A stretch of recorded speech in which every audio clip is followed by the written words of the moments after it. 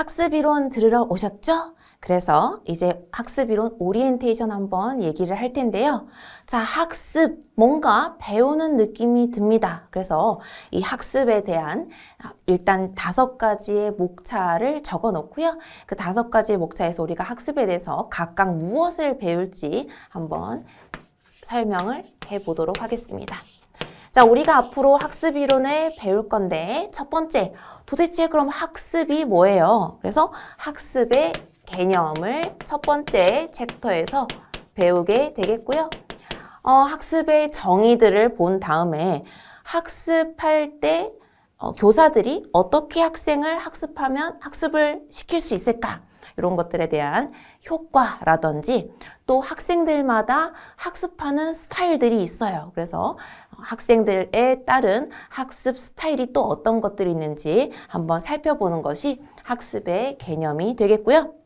자, 두 번째는 행동주의 이론에 따른 학습 이론을 한번 배워보도록 하겠습니다. 그래서 행동주의에 따른 학습 이론 가장 쉬운 예시 한번 들어볼게요. 자, 여러분한테 질문을 할게요. 나는 이제까지 태어나서 단 한 번도 엄마, 아빠, 선생님 혹은 내 친구나 지인이 초콜릿 너 문제 맞추면 하나 줄게. 문제 맞추면 초코파이 하나 사줄게. 문제 맞추면 이 볼펜 줄게. 문제 맞추면 엄마 아빠가 핸드폰 사줄게. 문제 맞추면 또 뭐 있을까? 뭐 이런 태블릿 같은 거 사줄게. 이런 얘기들을 제가 말한 문장들에서 단 한 번도 들어본 적이 없나요? 저는 어릴 때 문제 맞추면 선생님이 초코파이 하나 줄게요 라고 해서 열심히 문제를 맞췄던 초등학교 시절이 기억이 나네요. 자, 여기에 대표적인 예시가 되겠는데요. 우리가 왜 이렇게 손들어서 열심히 그때 초등학교 때 제가 질문에 답을 했죠? 초코파이를 얻을 수 있었기 때문입니다. 자, 그 초코파이는 뭐죠? 행동주의에 의하면 강화물이 되겠습니다.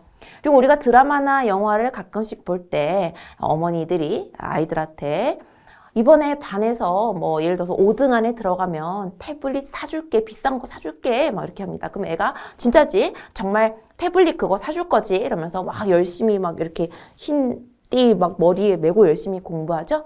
그게 바로 행동주의 학습이론의 가장 대표적인 예시가 되겠고요. 자, 제가 또 이제 본 수업에서 제가 까먹고 안 들고 올까봐 오늘 오리엔테이션에서 들고 왔는데 오늘 들었던 소리 본 수업에서 또 기억해 내 주세요.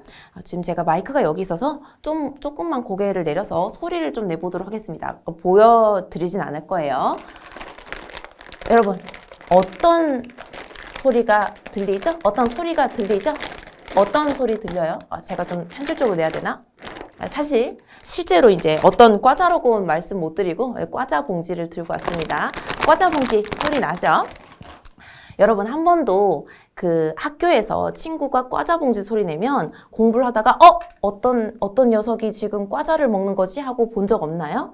자, 이 소리는 우리가 평생을 먹어온 이 과자 소리는 이 소리가 들리는 순간 바로 과자 봉지라는 걸 알게 됩니다. 그게 뭐냐면 행동주의에서 고전적 조건 형성이 되겠죠.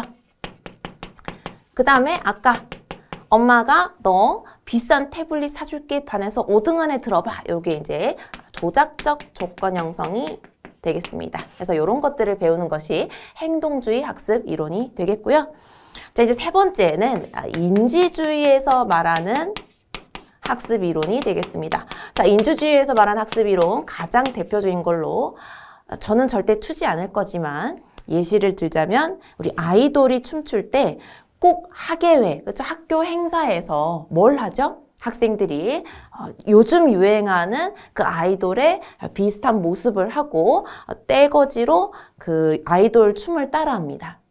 그러면서 순간 이제 그 학생들이 생각하죠. 나는 지금 뾰로롱 아이돌이다. 난 춤을 추면서 난 뾰로롱 아이돌이다, 뾰로롱 아이돌이다 하면서 춤을 춥니다. 뭐죠 그거? 뭘 학습한 거죠? 그 아이돌을 따라한 거잖아요. 모델링이 되겠습니다. 모델링 학습, 사실 우리 살면서 한 번은 봤죠? 연예인 따라하는 거. 자, 모델링 학습이 되겠고요. 그 다음에 그 춤을 췄던 학교 행사에서 춤을 췄던 친구들, 원래 춤, 몸에 리듬이 좀 있습니까? 없습니까? 몸에 바운스가 있었던 친구들입니까? 아니면 원래 이렇게 약간 뻣뻣하던 친구들이 갑자기 학교 행사에서 막 춤을 잘 췄습니까? 그 친구들이 어느 정도 몸에 바운스가 있었죠. 춤에 대한 자기 효능감이 있기 때문에 학교 행사를 하게 됩니다. 그래서 이 자기 효능감 등등에 대한 인지주의 학습 이론에 대해서 살펴보겠고요.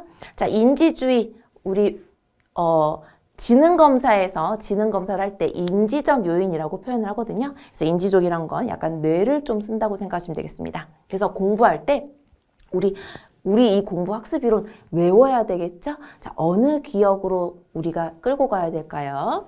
장기 기억으로 끌고 가야 되겠습니다. 그래서 사실 감각 기억에서 그다음 작업 기억으로 가지고 오고요. 이 작업 기억을 장기 기억으로 가지고 가야 우리가 시험장 가서 문제를 인출해서 잘 풀 수 있겠죠. 그래서 이 기억에 관한 것도 인지주의 학습 이론 때 배우게 되겠고요.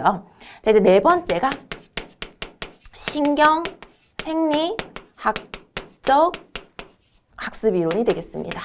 그래서 이 신경 생리학적 학습 이론에서는 진짜 우리 뇌, 브레인에 대해서 배울 건데요. 잠시만 표현을 한번 해볼게요. 자, 여기가 앞전자가 되겠습니다. 그래서 요 앞에 있는 것이 앞전자 전두요. 자, 여기가 우두머리 두자, 정수리 쪽에 있는 것이 우두머리 두자 써서 두정엽이 되겠습니다. 자, 여기 옆에는 귀 옆에 붙어 있죠? 청각을 담당하는 측두엽이 되겠습니다. 자, 그 다음에 우리 뒤 후자로 이쪽이 뒤입니다. 그래서 시각이 뒤에 가서 망이 맺히거든요. 그래서 뒤가 후두엽이 되겠습니다. 그래서 우리가 공부를 한 것을 뇌에 저장을 하잖아요. 그래서 신경생리학적 학습이론 뇌에 대해서 좀 공부를 해보게 되겠고요. 마지막이 동기와 학습이 되겠습니다. 자, 여러분 가장 유명한 매슬로우의 우리 상담 이론 배우셨죠?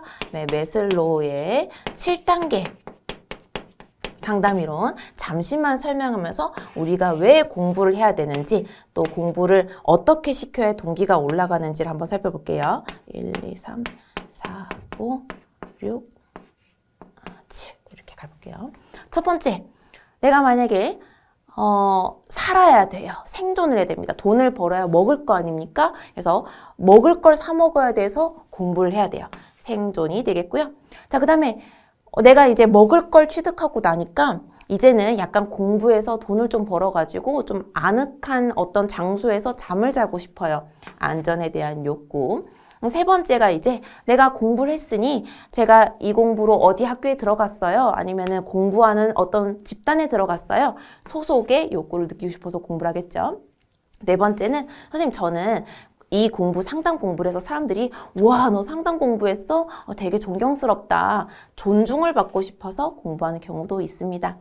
자, 다섯 번째가 이제 여기가 인지적인 욕구가 되겠죠. 그래서 선생님 저는 이제 모든 걸 다 이뤘는데요. 그냥 삶에 대한 목마름이라고 해야 될까요? 공부해보고 싶어요. 심리학이 뭔지 상담이 뭔지요 하면서 인지에 대한 욕구가 5단계가 되겠고요.